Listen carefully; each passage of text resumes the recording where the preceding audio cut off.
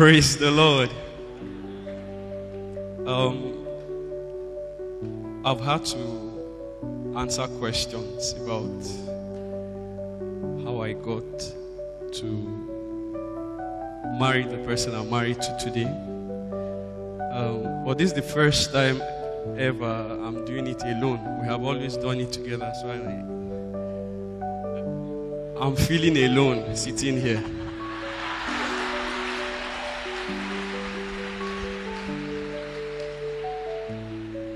But I'll try. Somehow I don't know how to tell this story alone. Her part is, for me, usually sweeter. But I'll try my best. And I'll try to be as brief as possible. I had attempted a relationship which didn't work out. And after that, I discovered that I went into that other one in disobedience to God. And God was really not happy with me. He chastised me. And after that, I made up my mind I would never marry again. Yes. Why? After sitting and considering it, I felt marriage was a distraction. I wanted to serve God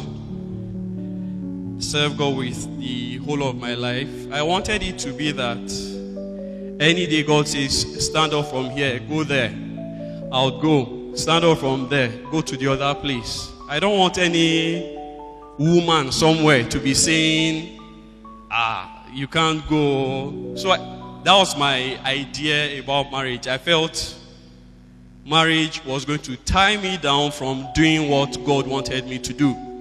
So I already began to envision my life. And every vision I had for my life was devoid of a woman. But I kept praying, of course, not wanting to marry, until one day when God brought her case up. I was having my devotion, and the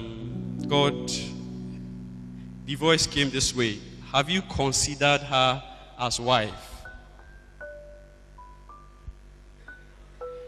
Immediately, that devotion almost ended. It became an argument with God that day. I told God he was distracting me.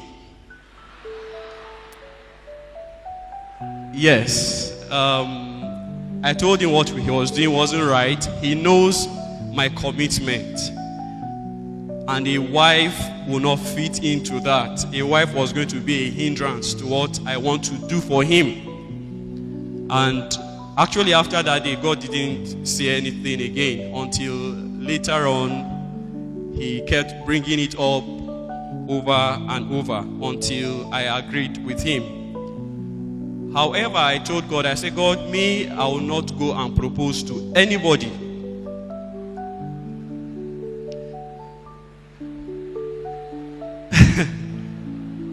I gave him a condition under which I'll let her know what God has laid on my mind.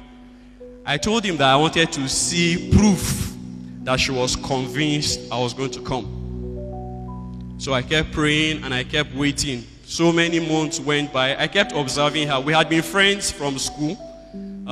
At some point, we were prayer partners. At some point, we belonged to the same group, a prayer group of friends. We used to meet for prayers. So all those ones continued from time to time, but I didn't propose. I kept observing to be sure that this lady has heard from God. And because we were close, somehow we were sharing together until one day we had a meeting somewhere. And I was coordinating a prayer session, but at some point we broke the prayer sessions into groups. And she happens to have coordinated one of the groups. And while the prayer was going on, God came up again and said, look at her, wouldn't you like this kind of a person? as a wife. And I actually removed my face from there. It's prayer. I faced another side. And it was in a mountainous place. We were having the prayer study. But it didn't end. Later on that evening again, so many things came up that made me convinced that this lady is ready for a proposal. And on the 24th of May, 2008, I proposed. And she said yes.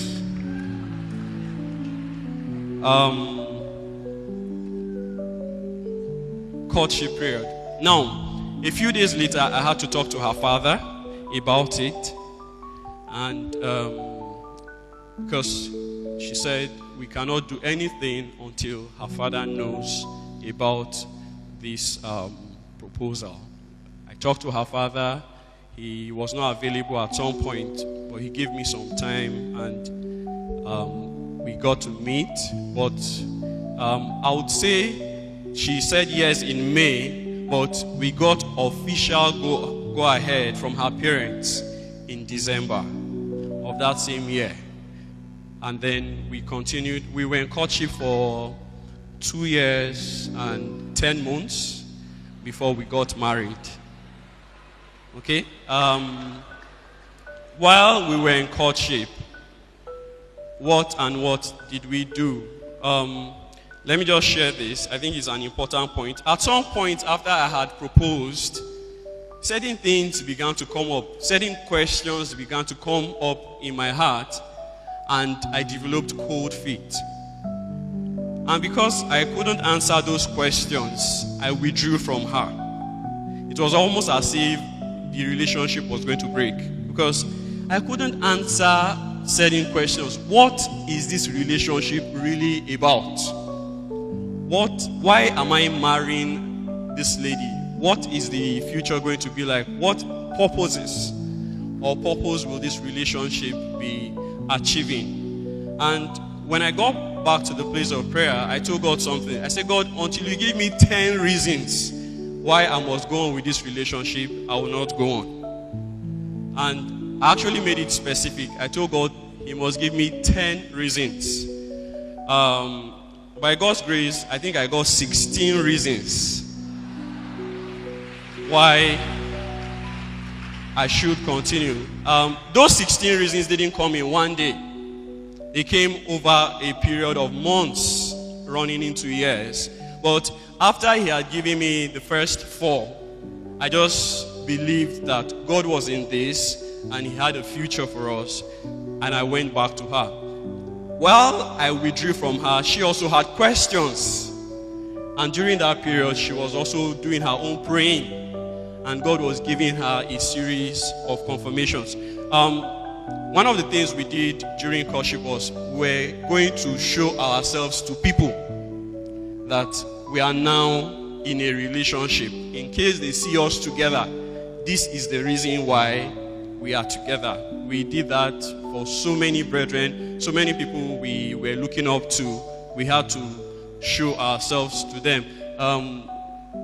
When Uncle Calde was talking, I was asking myself if we really went to eateries and beaches and the rest. I can't remember us going to any beach or anything. We never did that. We spent some time understanding why we were coming together. I remember once we had a retreat together in our pastor's house. I left my place, she left her place, and we went to camp in our pastor's house where we had a weekend retreat, trying to understand why we should be coming together. During the period of courtship, we had counseling, and we had counseling from about 6 couples. 6, we had to go through different people trying to help us understand what this marriage is really about. At the onset of the relationship, we set certain ground rules. 1, she told me that the day I attempt to kiss her, that's the end of that relationship. And I held very firmly to that. And then I had come from the understanding that courtship is not marriage. So people courting shouldn't do what married people do. For the period of our courtship, I cannot remember ever hugging her. I didn't hug her. We were living in separate towns. At some point, she was in Gwagwalada, I was in Jos. At another time, she was in Yobe State while I was still in Jos. Now, if we don't see for a long period and we come together, the highest we do is we just shake hands. How are you? Yes. I did that very consciously. I did that very consciously. She was not my wife.